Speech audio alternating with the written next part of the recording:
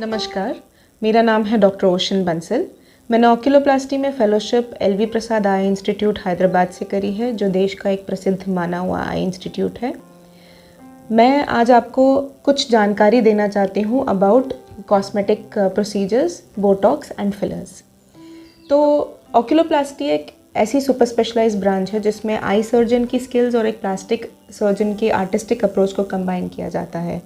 इसमें एक बहुत बड़ा हिस्सा होता है आँखों के आसपास की सुंदरता का, यानी कि cosmetic procedures around the eyes.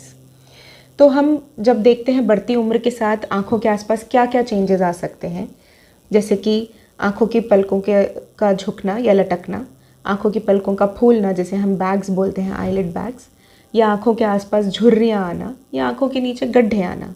ये सब बढ़ती उम्र के चेंजेस हैं जिसके लिए वेरियस कॉस्मेटिक प्रोसीजर्स, बोटॉक्स और फिलर्स दिए जा सकते हैं। यदि हम बात करें बोटॉक्स की, तो बोटॉक्स एक तरह का इंजेक्शन होता है जिसको आप देते हैं अपने आँखों के आसपास की मसल्स को रिलैक्स करने के लिए।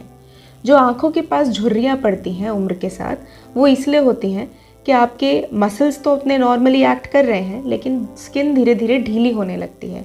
तो स्किन को टाइट करने के लिए हम बोटॉक्स इंजेक्शन देते हैं, जिससे कि वापस से एक यंगर लुक आने लगता है और एक ताजगी भरा लुक आता है इंसान का बोटॉक्स देख के।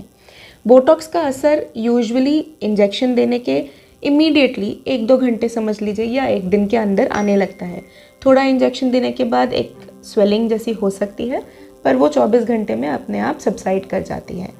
बोटॉक्स का असर 3 से 6 महीने रहता है, जिसके बाद आप कभी भी उसको वापस रिपीट करवा सकते हैं। इसके यूजुअली कोई साइड इफ़ेक्ट्स नहीं होते।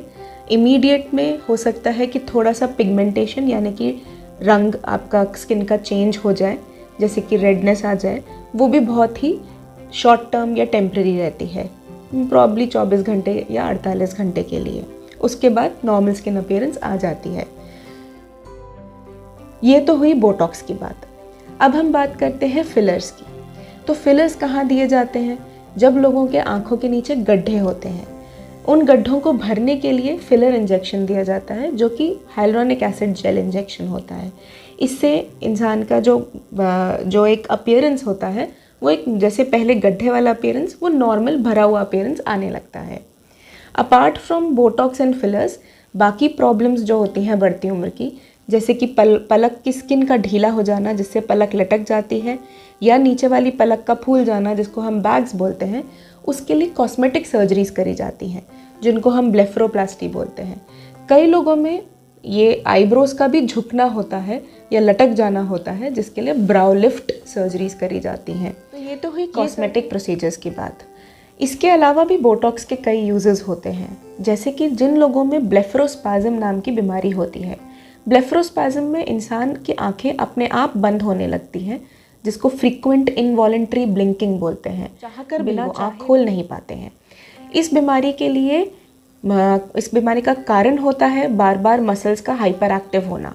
उस मसल की एक्टिविटी को रिड्यूस करने के लिए यहाँ पे बोटॉक्स दिया जाता है।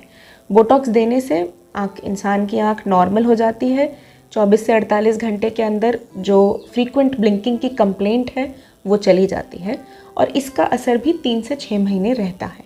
उसके बाद जब भी स्पाज़म्स वापस आते हैं, पेशेंट वापस से बोटॉक्स के लिए आ सकते हैं।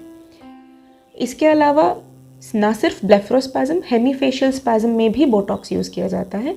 हेमीफेशियल स्पाज्म का मतलब है आधे चेहरे का स्पाज्म होना, हेमीफेशियल। तो उसमें एक साइड का जो चेहरा होता है उसमें कई बार स्पाज्म्स आने लगते हैं।